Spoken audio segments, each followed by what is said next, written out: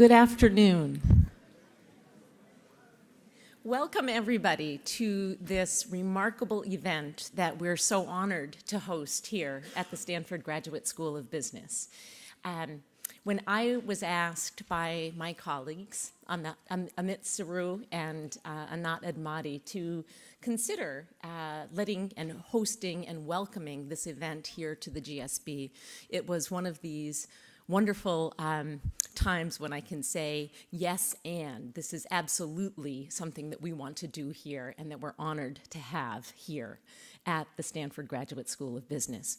Increasingly, our students and our alums are concerned with and wanting more material, more programming around compassionate capitalism, around purpose, and around principled leadership.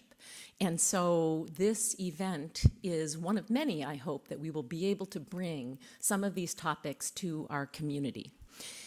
I don't need to do long introductions to our speakers today. All of you, I think, know both of the speakers, but let me just say a few words. As you know, we have with us today on the spirituality side, Sadhguru, who is the founder of Isha Foundation and has taught millions of people about spirituality, intentionality, compassion, and bringing these topics to environmentalism, education, and of course, to business. On the capitalist side, we have another remarkable human being, Jonathan Coslet, who's the CIO of TPG, was a Baker Scholar at Harvard Business School, which is a remarkable honor as well, and serves on many boards of many purposeful organizations, including the Stanford Children's Hospital. He's somebody who was touched by the learnings of Sadhguru and somebody who is bringing some of those learnings to a business perspective in a very impactful and purposeful way. So, without further ado, please join me in giving a hearty Stanford GSB welcome to our speakers and our panel today.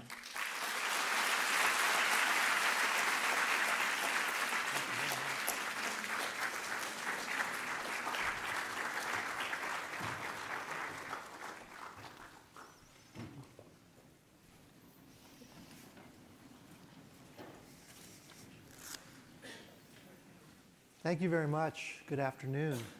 Good afternoon. Just a couple more minutes on the end of that introduction for Sadhguru. So I ran into Sadhguru, it's probably been about 5 years or so now, through somewhat of a happenstance type of situation. But getting to know him, I learned that there was a whole nother world of teaching and philosophy that I could bring to bear to my life and to my work and to my children, and it's been quite amazing. And Sadhguru has been a leader for change in the world, change in people's lives now for 35, almost 40 years. And he has traveled around the world quite a lot. There are nearly 10 million volunteers that work for Sadhguru's organization, Isha Group. And at any particular time, Isha Group is focusing on tens and tens of different causes. So for example, just recently, Sadhguru was able to empower and mobilize a few people in India, we'll talk about that in a minute, a few people in India to try to help save the rivers that are slowly but surely going away because of deforestation.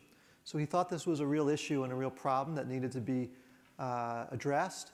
So he organized a rally for the rivers where they went from the south of India to the very northern part of India, about 6,000 miles, plus or minus, in a motorcade and with motorcycles and cars, stopping along the way. And he had a few people join him. He had 160 million people join him. And in that 160 million people was a force that ultimately led to a discussion with the government of India, with Prime Minister Modi, and within a very short period of time, the government of India has already enacted most of the presentation and the purpose and the plans that Sadhguru had laid out for trying to save the rivers. So that's just an example of what he has been doing around the world. He's a remarkable man and a great philosopher, a great teacher, a yogi, and also a great friend.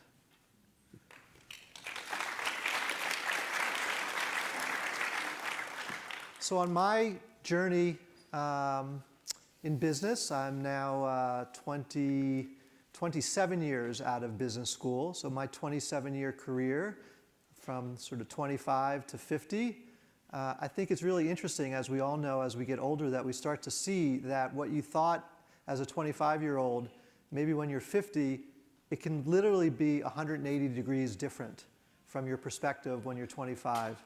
It's, we're going from competition, a sense of competition, to a sense of collaboration, from speaking to listening, from answering to questioning, from the destination to the journey, from achievement to purpose, and from leadership, even from leadership to something else called inspiration. And those are the types of things we're going to talk about today. We're going to try to weave them into a business context and more of a real-world context, because we're here at the GSB, the Stanford Business School. And with that, maybe we'll kick it off with our first discussion item. And we have about 50 minutes, and we'll allow for a few questions at the end, but we have about 50 minutes. And we'll just hit a couple different topics and themes along the way that we think might be relevant. We did collect a bunch of questions from the students, so most of these are designed to hit questions we've already received. So Sadhguru, I love quotes, because quotes, I think, are ways to distill profound wisdom. And sometimes the quotes are spot on, and sometimes the quotes are actually totally off base. So Descartes said, "I think, and therefore I am." And we're here in the midst of the incredible brain power of Stanford University and Stanford students that have incredible thinking power. When you think about that, and you think about, "I think, and therefore I am," how does that strike you? Namaskar. Good morning to everyone.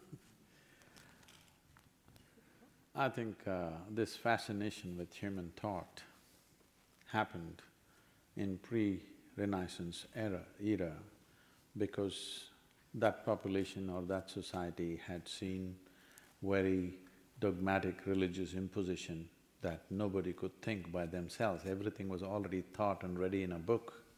So for the first time, they could think for themselves, breaking loose from the dogmatic oppression.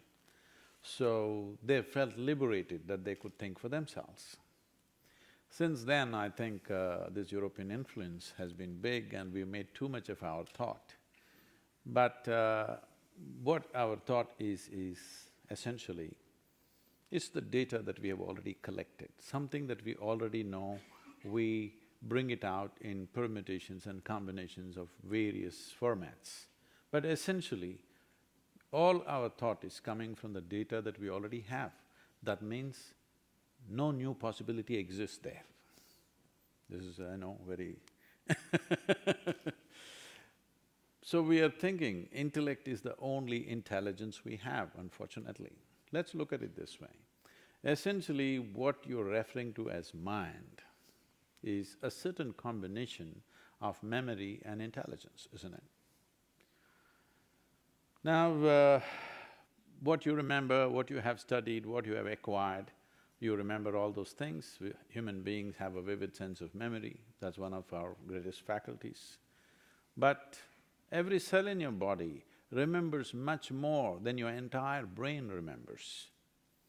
10 generations ago, how your grandmother, great-grandmother, great-grandfather looked like, you don't remember, but your body remembers their nose is sitting on your face. Your body remembers 1,000,000 years ago how your forefathers were, so keenly that it is not even forgotten the skin tone. Yes? So, the amount of volume of memory that you have in a single cell in your body is way bigger than what you could carry in your brain. If it comes to intelligence, we know today that a single molecule of DNA is performing more functions than your entire brain, actually. So, you're not managing it, there's an intelligence functioning. But only problem is you have no access to it. People keep asking me, Sadhguru, how is this that you're constantly doing so many things at the same time? I say, I think with my body, not with my brain. That's why my brain never works and it's silent and quiet. I think with my entire body because there is a way to employ other dimensions of intelligence. Right now, because we are thinking intellectually, this is the consequence of a certain type of education that all of us have gone through. Today, modern education means it's purely intellectual. So whatever you're doing intellectually has to be logically correct. This is why even the science is losing traction and spinning in the same place now, because we are trying to fit everything into our logic. Logic is just a small aspect of our life. It is anything that means a world to you. You put it through the test of logic, suddenly it makes you feel stupid. Suppose you fell in love with somebody and you logically look at it, what is this love affair? You will see it'll make you feel stupid. Yes, but it's those stupid things which are making your life. So, we have given too much margin for our intellect and not employing other dimensions of intelligence which exist within us. It is because of that we have produced a certain kind of world, certain kind of economic system, certain kind of political reforms that have happened simply because everything has to be logically correct, otherwise it'll be dismissed as nothing. So your love affairs are nothing, your compassion is nothing, your mother cared for you, it is nothing because logically all that doesn't make sense. But it is those things which have really made our lives. So this about whoever, Describes. the Italian person saying French. French, is it? I think Okay, I'm sorry saying, I think so, I exist. I'm asking you a simple question. Is it because you are, you may think, or is it because you think you are? Right now, because you think you exist, what has happened is, see today in the cosmos, 100 billion galaxies, there's not been a single accident, all right? Everything is going great. Sun came up on time, planets spinning on time, everything fantastic. But one nasty little thought in your mind and it's a bad day. And those are the types of things that I think we all here in the West can learn from the yogis in the East. And maybe continuing that discussion, I'm a capitalist, and I think that Adam Smith is a great philosopher. There's a quote behind us from Churchill that says, "The main vice of capitalism is the uneven distribution of prosperity." We have a lot of inequality in the world. "The main vice of socialism is the even distribution of misery." I'm curious as to how you think about capitalism as a spiritual yogi.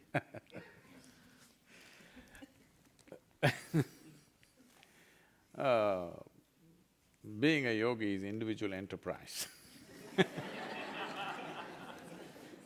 It is not a mass-produced product. It is something that one has to do within themselves, so it's very individual. So in a way you can say it's capitalist because you build your own capital within yourself.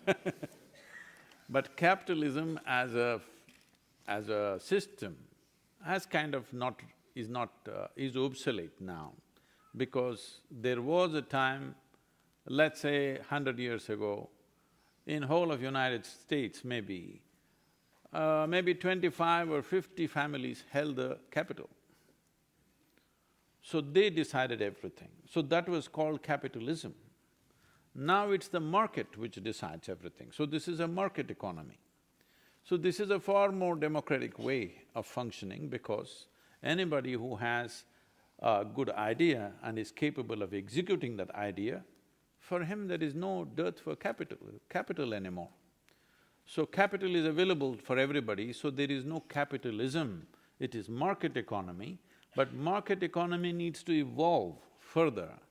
Right now, wherever I go, people keep referring to India as emerging market. I say, please don't refer to us as marketplace, we're people. So I'm looking at you as a market. I think this is a very rudimentary thought, that we are looking at people as markets. If you look at them as people, you would see how to enhance their life. In that, there would be a proper economy, a more inclusive economy, where everybody is a partner in the economy. Somewhere we think that the customer is market and I'm the economy.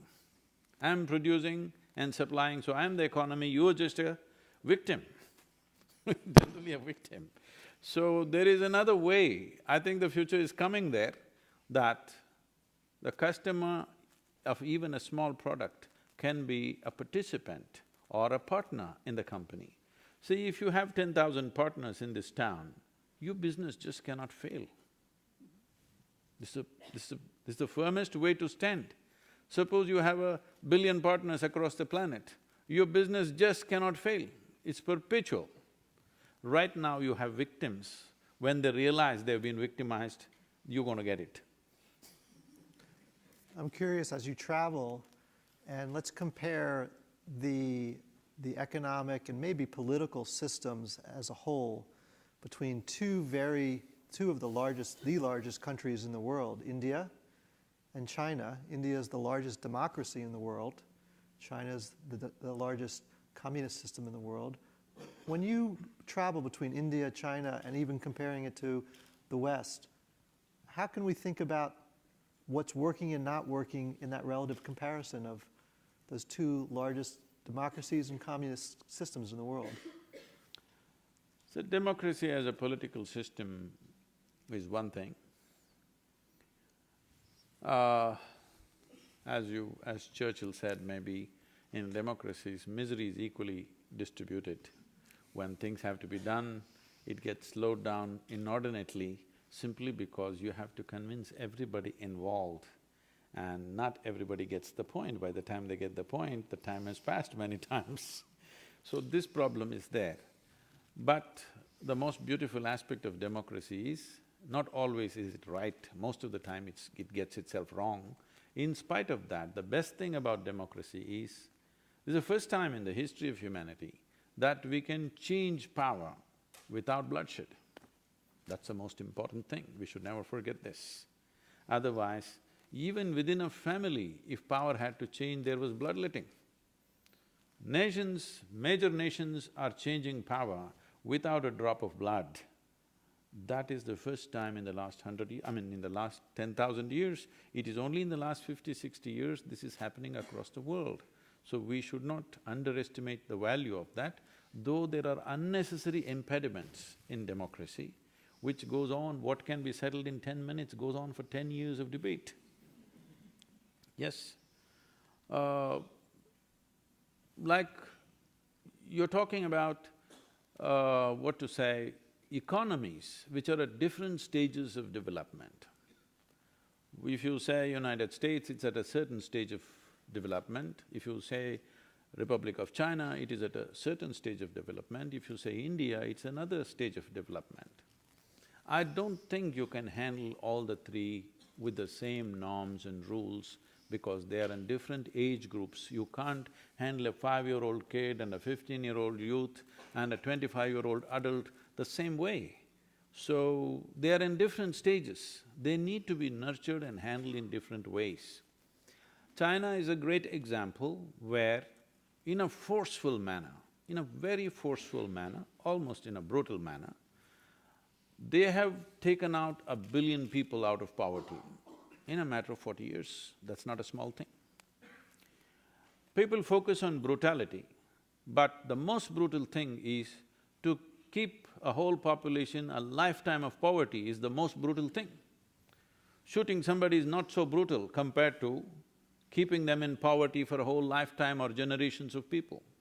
Generations of people were in extreme poverty, so to move them out forcefully, it was taken out of that. I think now they're making the necessary changes. Maybe the world expects faster changes, but they're making the necessary changes of shifting from a communist and forceful way of handling things to a more market-oriented way of handling. I think it's a very wise thing to do. There is no perfect way to do these things. Nobody knows what is the perfect way when 1 billion people are involved in the economy. India is doing it the hard way, but in a more stable way, I would say, because when it happens forcefully, it is easy to use force on people when they're very poor. When people are poor, stick works. When they become affluent, the stick won't work, they will turn around and bite. That time will come for China. Before that, they must change themselves. I think they're moving in that direction. Are they moving rapidly enough or not is only something we have to see how it happens. But India is going the hard way in a democratic way. Democratic way means we are constantly confused about everything. Yes, that's what democracy means. Because for everything 100 people are involved. What can be done by one man can just take a decision, but 100 people are involved. It looks like a confusion, it is a confusion, but it's a more stable way of growing because people are involved in this. Like in China, there may be one leader or maybe 5 people ruling the country. In India, there are 1 billion people ruling the country. In everything, everybody is on. This leads to lot of impediments and confusion. At the same time, it creates a very solid base. It creates such a solid base, it doesn't matter what happens to world's economy, you will see India is always going at its own pace, simply because everybody is involved at some level. So, these are two very drastically different ways of developing an economy. I don't think you can do what China has done in India. Indians are… if there are 3 people, there will be 5 opinions. So, you can't manage us like that, we are little… Well, it feels So like… people were asking me, Sadhguru, what do you think about India's trajectory? We are like, I was very closely involved with wild bees at one time when I was young. So I said, we are like a swarm of bees. We are buzzing and seem to be going in all kinds of directions, but the whole swarm is heading in one direction. But each one of them is doing their own thing. Progress, there's a lot of progress. It feels like the pace of change in the world is so fast. There's incredible progress. We're here in the heart of part of the world that prides itself on change and disruption and progress and innovation. What are some of the things that we're not thinking about as, or we're not talking about with all this progress in terms of some of the implications?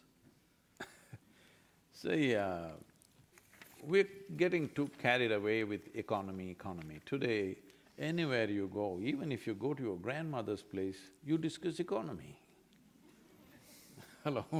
Even your grandmother is talking about economy. Economy, we must understand, is just an organized way of handling our survival. We should not raise it to heavens. That's not how it is. But the entire world has taken to this today. Everybody… there are WhatsApp economists in India who are oh, you don't use that platform much here, whatever. I mean, there are social media economists who are advising on a daily basis what should happen to the world, all this stuff. Leaving that aside, first time when I went to the World Economic Forum, a computer manufacturing company, that was the second largest company at that time. So, people were almost resentful as to why I am there. What is a mystic doing in an economic forum? So this person came up to me and asked something like this. So I said, see, what's your business? He said, we make computers, we're the second largest. Well, 3 months later, the Chinese bought them over.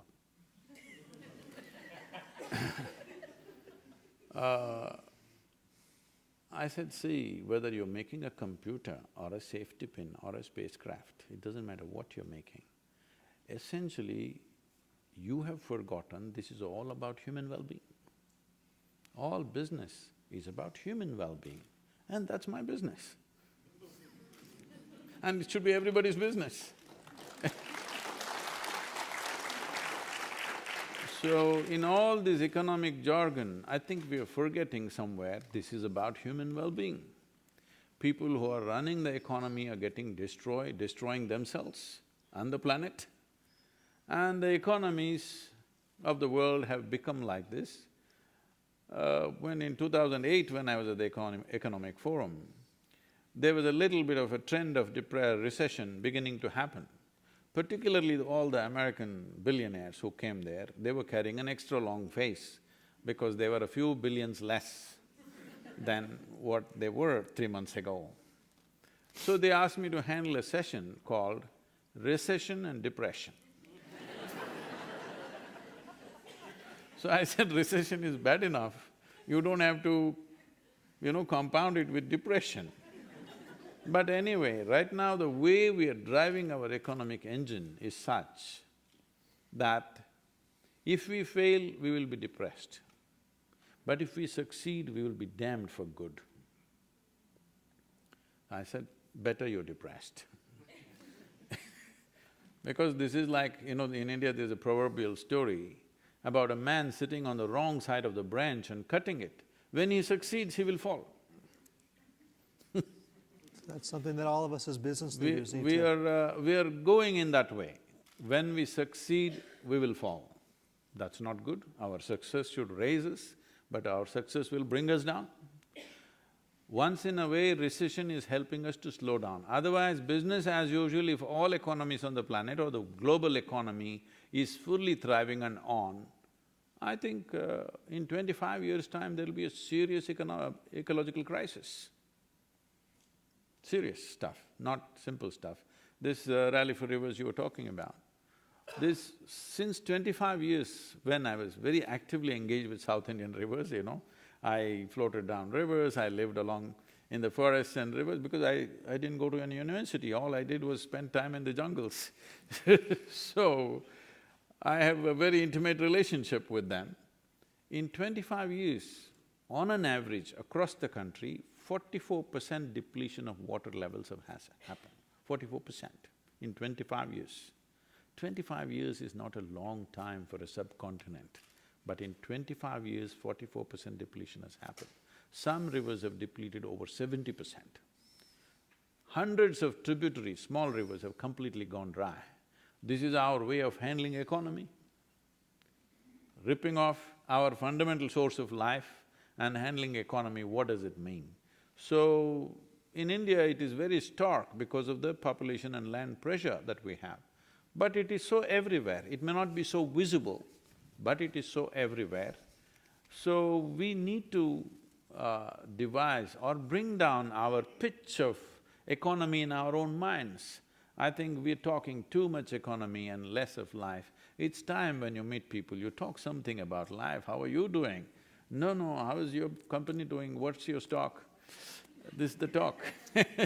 It's time you ask how people are doing because all these economic aspirations that we have is essentially towards human well-being.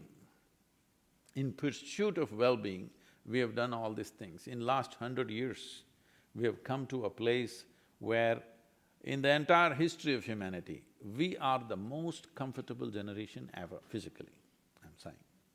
Never before any generation had these kind of comforts and conveniences as we are enjoying right now, yes? Never before anybody could have thought of this kind of comforts and conveniences.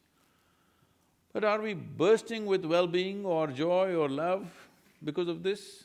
No, we are seriously neurotic these days and we are cribbing like nobody because earlier we used to just crib in the neighborhood, today we are on the Facebook and global cribbing is happening for smallest things. So it's very important that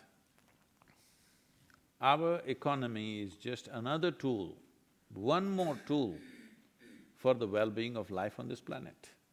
If we forget that, our success will be our failure, unfortunately. Speaking about neurotic, I want to do a little tangent on just one question about politics, about some of the leaders in the world. Sort of generally, we have a handful of very powerful people in a handful of large countries. You're trying to walk me into your minefield. So, it seems strange and odd to me that we have leaders in places like Russia and Syria and North Korea and Iran and many other places that have a little bit different sense. So I'm curious as to a mystic's perspective on where we are today with the leadership around the world. There's a quote up behind us from Gandhi that says, "When I despair, I remember that all through history, the way of truth and love has always won. There have been murderers and tyrants, and for time they can seem invincible, but in the end they always fall. Always." Should we take solace in that? No. No. One falls and the next one is bread. So I have highest regard for Mahatma Gandhi. The coming year is the 150th birth anniversary for him. I'm very much a part of that. But is he right on this one? No.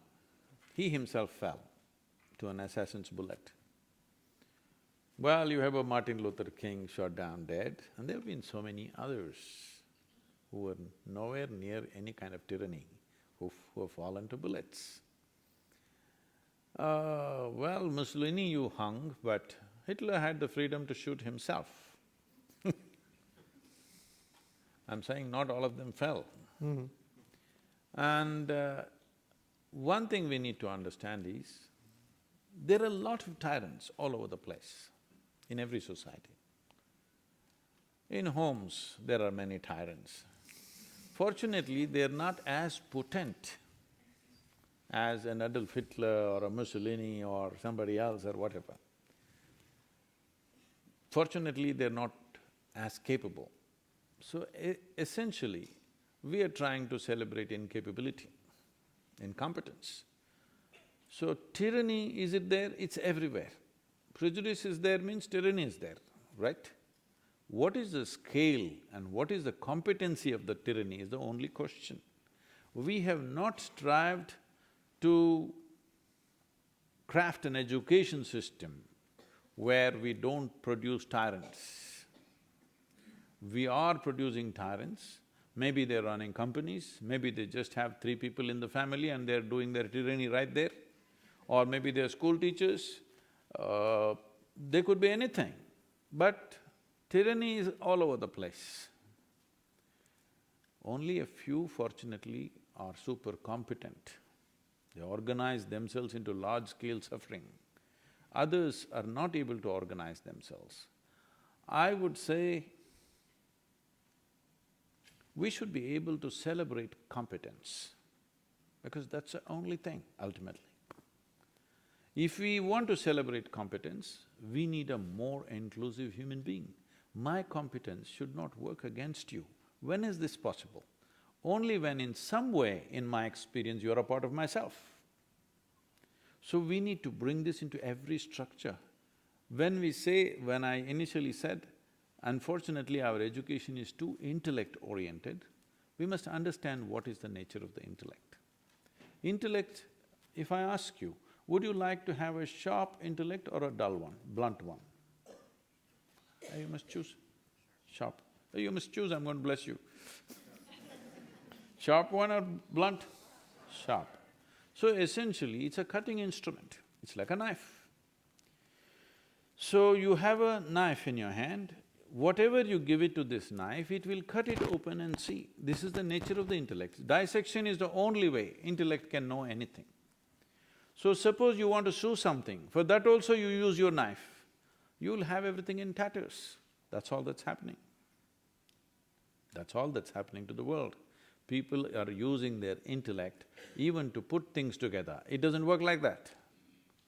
You should know where your intellect is relevant, where it is not. Our education system is kind of celebrating this intellect for everything. So whatever you give, people are putting into their dissection mode. This is why relationships are breaking down, people don't know the value of human interactions, people do not know what it means to get together, because if you put it through the intellect, what is the problem? It's better to have friends on the Facebook. They're safe. You can You can delete them whenever you don't want. But a real friend, he nags you, he sits right next to you. But inclusion is not there in our experience because we are becoming more and more intellectual. As intellect develops, as the significance of intellect becomes paramount in the world, nobody can be with anybody because you will dissect everybody in your mind and actually nobody is okay. Sincerely look at this and see, nobody is actually okay except you.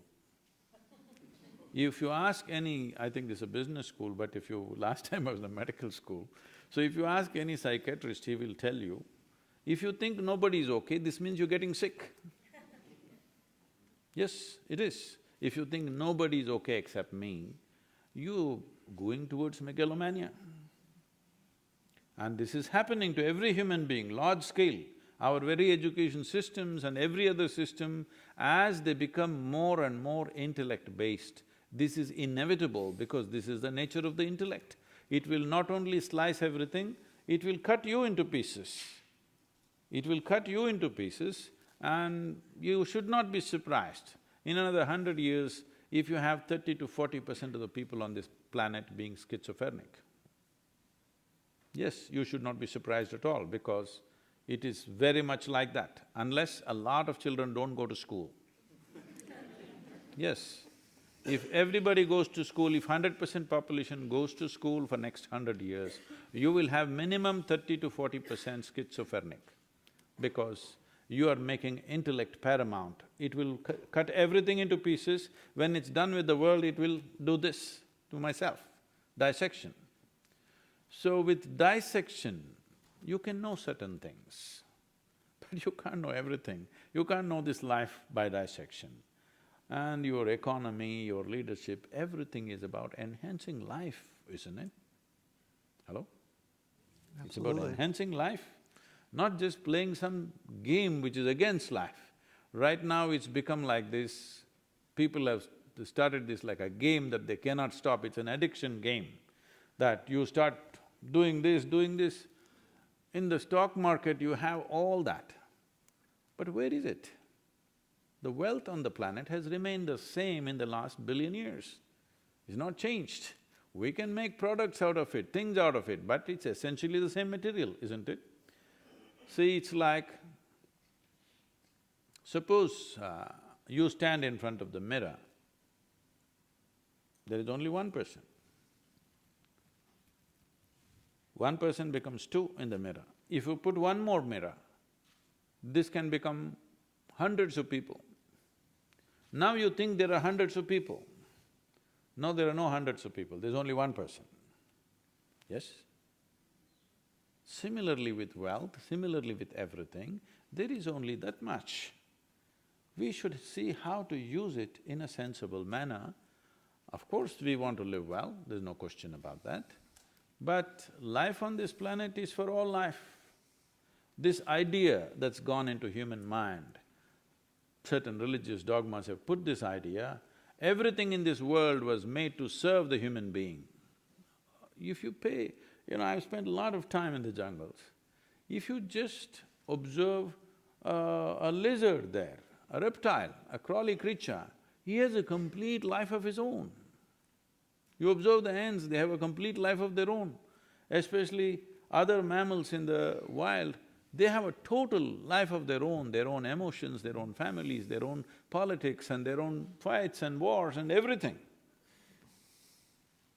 They got the whole thing going. So, but somewhere human mind has been trained to think, all life is here to serve us. No, we must understand this. Today there's a study which says, if all the worms on the planet disappear today, in about 12 to 18 months, all life on the planet will disappear. Worms, believe me, those lowly worms. You call somebody a worm, that's the worst thing, right? If all the insects disappear, in somewhere between 3.5 to 5 years, all life on the planet will disappear. But if all human beings disappear, the planet will flourish.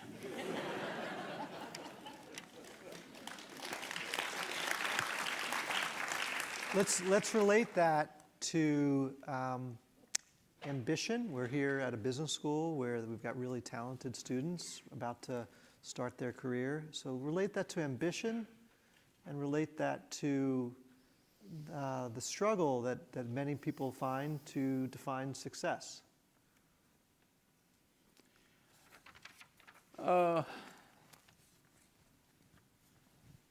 Ambition is a constipated expression of human longing.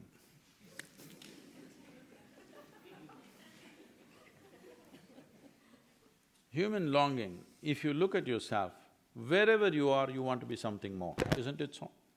Hello? Are we in talking terms?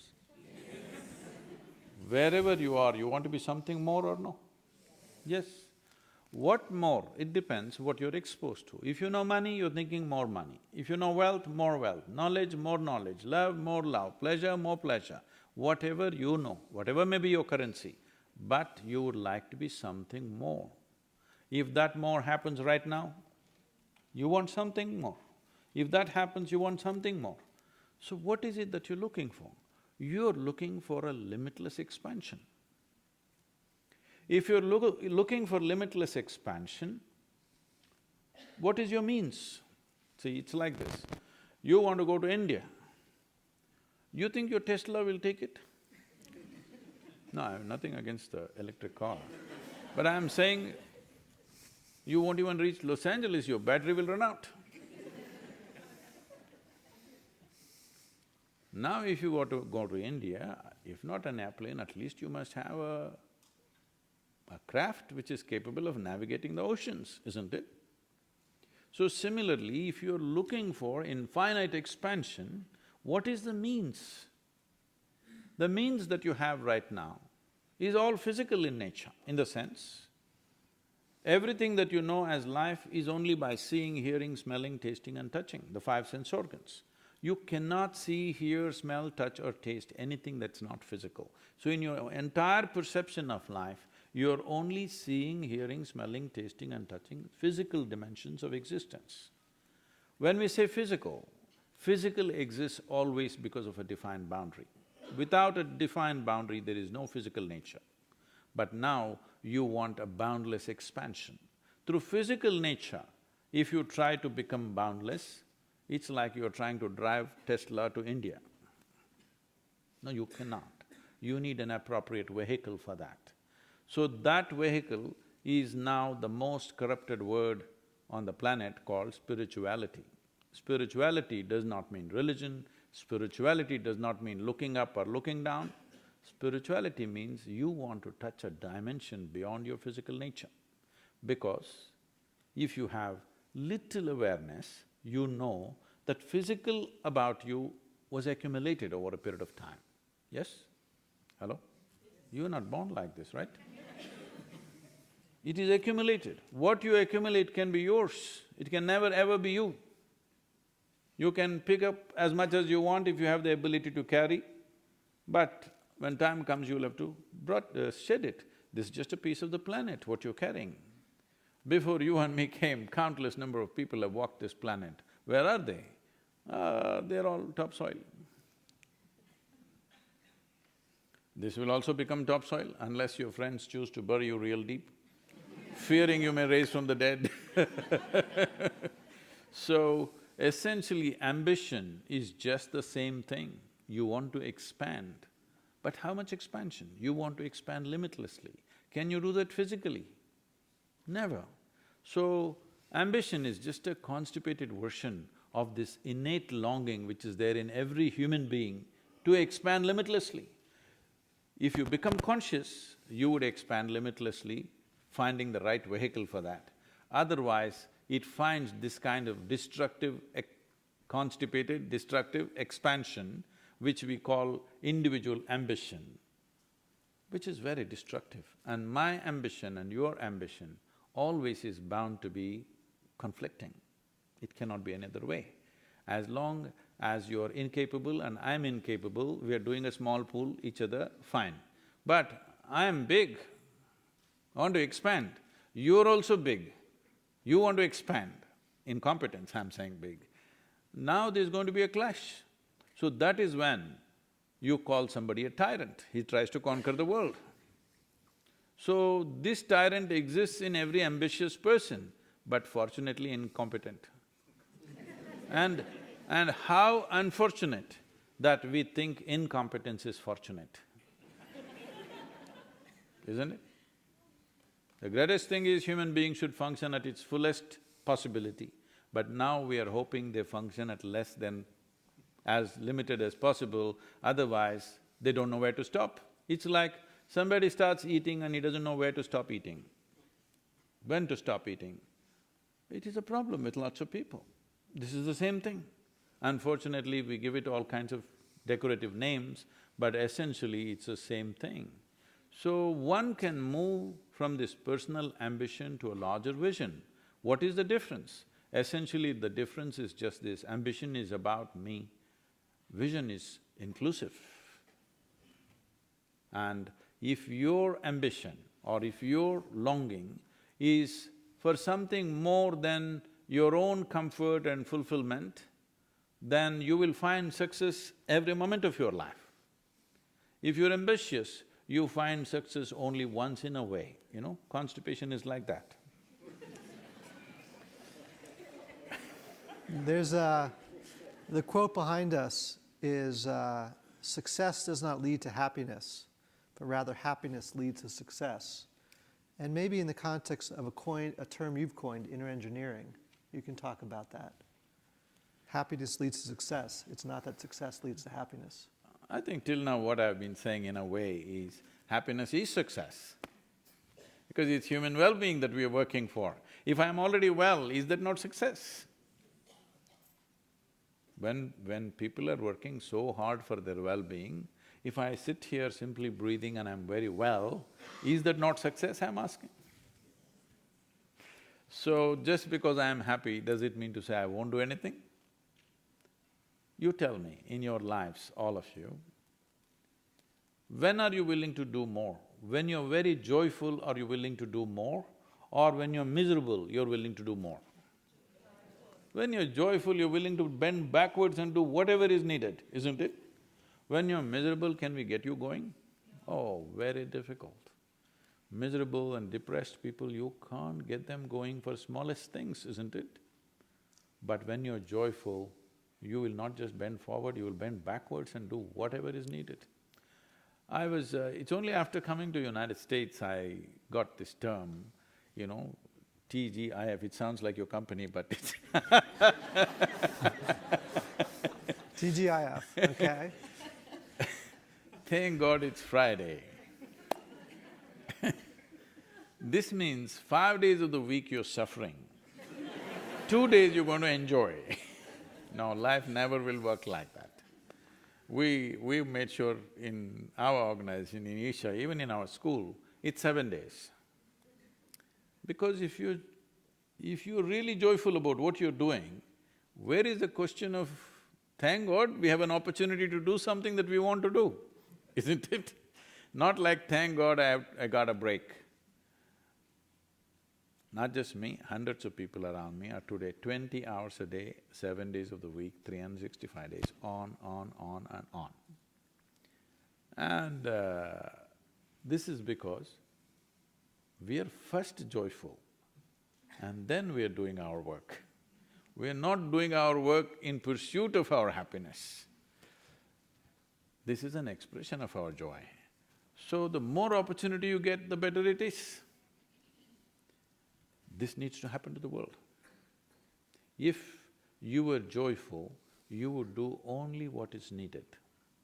But if you're trying to milk joy out of this world, you will do all kinds of desperate things, isn't it? Why is my well-being against your well-being? Because I think for me to be happy, I must do this, this and this. No, I am joyful by my own nature because human experience essentially comes from within. Is that so? Hello?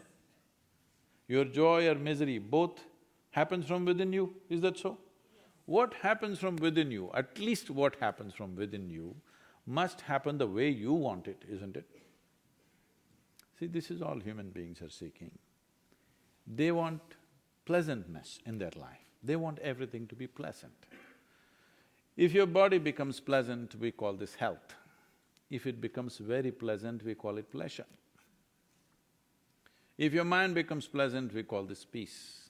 If it becomes very pleasant, we call it joy. If your emotion becomes pleasant, we call this love. If it becomes very pleasant, we call it compassion. If your very life energies become pleasant, we call this blissfulness. If it becomes very pleasant, we call it ecstasy. If the surroundings become pleasant, we call this success. It is only for making the surroundings pleasant, you need the cooperation of people around you. For all the other levels of pleasantness of body, mind, emotion and energy is entirely your business. Hello?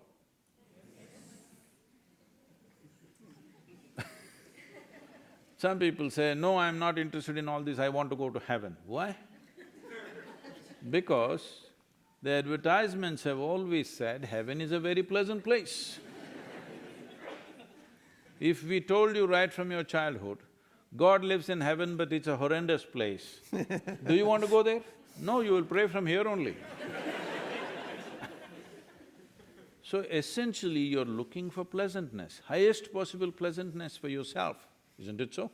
What you want for your neighbor may be debatable, but what you want for yourself is always highest level of pleasantness. To achieve this pleasantness, we are doing so much circus on the planet. To create a pleasant surroundings, we need some work. But the rest is all internal, isn't it? To keeping body, mind, emotion, energy pleasant is completely internal. So, you need to engineer this in such a way that it is naturally pleasant. There are many ways to look at it. One simple way to look at it is, all human experience has a chemical basis to it. Or in other words, this is a chemical soup. Are you a great soup or a lousy soup? That's all the question is. If you become a great soup, this feels wonderful. If everybody cooperates, we'll create something very wonderful around us. If everybody does not cooperate, you are the pleasant part of the lousy soup.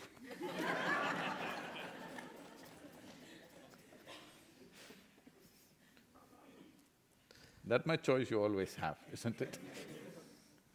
So we've probably got one more theme I want to end with, and then we'll actually open it up for a few questions, a couple questions. We've got about probably 10 minutes after this.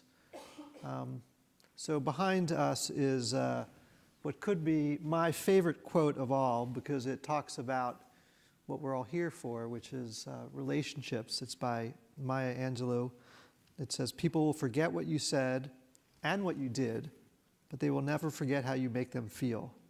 And we're on this earth together for a very short period of time. So happiness and satisfaction comes in large part from the relationships we have and what we do in those relationships.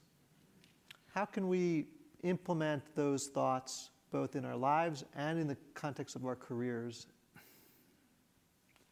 With all due respect,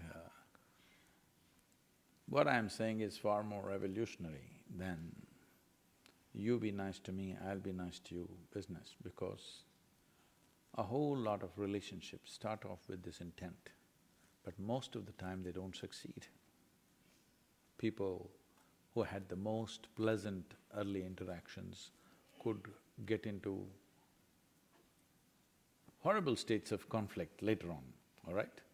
Individual people, groups of people, nations, all levels, it's happening.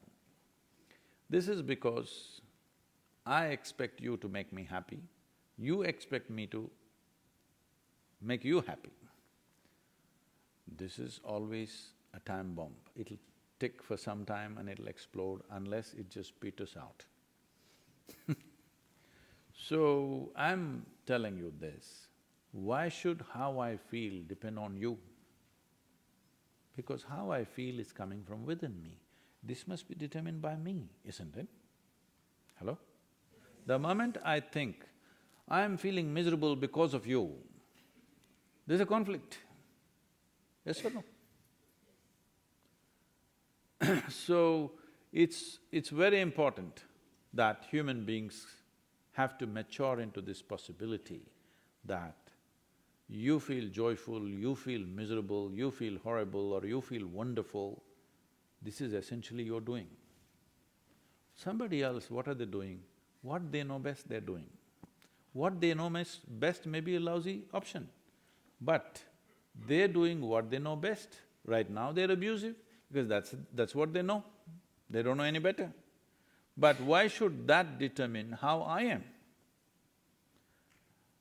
If the moment there is this fear of how will I feel, maybe I will suffer, once there is fear of suffering, your entire life becomes half strides. It'll never be a full stride, because the fear of suffering cripples human beings. Right now, this is what has crippled humanity, the fear of suffering. What will happen to me is always a big issue. What will happen to me should be determined by me. What happens around me, of course everybody has a stake, but what happens within me, why is it that somebody else can decide this? Whether I am blissful or miserable must be determined entirely by me, because this is in my hands, because the experience is coming from within. Somebody can stimulate something or somebody can stimulate something positive or negative, but essentially whatever the input, what I make out of it is always me, isn't it? The moment you have fear of suffering, you will not do what you could do. In our lives, if we do not do what we cannot do, there's no problem. If we do not do what we can do, we are a disastrous life. And this will happen to us, and this has happened to us in a big way to humanity. A whole lot of human beings will not do what they can do simply because of the fear of suffering. What will happen? What will happen? This must go, and this will only go if you engineer your interiority in such a way that what happens within you is entirely decided by you. What happens around you, we will collaborate. What happens within me, there is no collaboration. This is dictatorship. So we probably have time for just a couple of questions because there's a classroom coming in here in about 20 minutes. So why don't we open it up for a couple of questions? Is there a microphone? I don't know if there's a microphone. If there is one there. Okay, here we go, where the mic is. Guruji, what is your ambition? Did you just come in?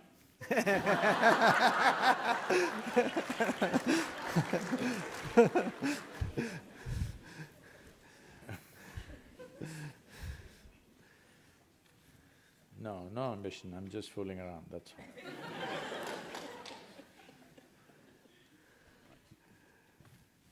all. Guruji, I got a question for you. Can you comment about your laughter? I've seen a lot of people laugh, but nobody laughs like you. You have such a joyful laugh, it comes from your deep within. Of course, everybody laughs differently, so what's the problem with that? See, these days, these kind of things are going on. Some pathetic kind of yoga is going on. People call this laughing yoga, okay? Both of us stand in front of each other and say, you say he he he, I say he he he. This is crazy. See, this is like, you understand there must be flowers in the garden. If you want flowers in the garden, you don't buy plastic flowers and fix it there. You have to do something which doesn't look like flowers. You have to handle the soil, you have to handle the manure, water, sunlight. None of them look like flowers, none of them feel like flowers, none of them smell like flowers. But if you handle these things right, flowers will come. So laughter will come not because you have taken a stand, every day I must laugh for… because just recently I was reading somewhere, somebody is advising on American to-do teachers, what are the things you must do? Every day, 10 minutes a day, you must laugh. You will be in the psychiatry department soon. If you are in a certain state of pleasantness within you, without knowing why, a smile will spread on your face. With very little tickle, you will laugh. So, laughter is a consequence. Don't try to create the consequence. You work the process, the source. This is the… okay, this ambition can be handled like this. The young man is asking about ambition. See, ambition means you are interested in the result. Recently, when we did this business event in India, so they all came to our yoga center, which is spread over 400 acres and 4,000 plus people are living there and lot of things happening, variety of activity. All are volunteers, nobody is paid for, nobody is trained for the job and you can't fire anybody because they're volunteers. Look at my troubles. So they looked at this and said, these are all top companies in India, and they said, how do you run this place with such efficiency? We take the best people from management schools, we cannot run it like this. What is the secret of this management? I said, see, this is all. We are devotees, not devotees of some god. We are devotees of the process that we have taken on. We are devoted to the process, not to the result. Because we are so devoted to the simple process that we are doing, everything looks phenomenal and there are results. Result is a consequence. You are only interested in the flower, not in the root. You think you're going to have a flower? So, whether it is joy or success is a consequence. We are too focused on the consequence. You need to be devoted to the process. I think the most important question, our last question, will come from this young lady. Hey, don't ask me difficult questions. I don't mean to be rude, but everybody has a limited amount on this life, but if you are trying to teach everyone something, then everyone's gonna pass away soon, so what's the point? Oh, existentialism, uh-oh. Whew, that's another hour. Oh. And this is from the youngest, All right, that's a tough one, Mr. Guru. So, if we are trying to teach something which is going to take a long time, let's say, I want to teach you something which will take 1,000 years, then your question is relevant. I'm talking about not teaching you something, just opening up a dimension within you which is naturally in a certain way. Is it true? What did you have for breakfast? What's your name? Huh? Arna. Aruna? Agna. Okay. Arna. What did you have for breakfast? Bagel. Bagel. Okay. So you eat a bagel. Does a bagel look like you? No. So you eat this bagel. Right now this work is going on, the bagel is becoming a little girl. Yes or no? So is there an intelligence within you which is capable of turning bagel into a human being? You have. Suppose I could take a bagel in my hand and make it into a human being, who would you think I am? Must be the source of creation, isn't it? But you are doing it. You're making a bagel into a human being, you're really fantastic. When you're such a fantastic human being that you can turn a bagel into a human being, you're not a small possibility, you're a tremendous possibility. Because in 2, 3, 4 hours you can make a bagel into a human being. Is it a small phenomenon? When you're able to do such a thing, you becoming joyful, how many thousand years should it take? If you allow me, we can make it happen in a few minutes. But if you become an adult, it'll take a few hours.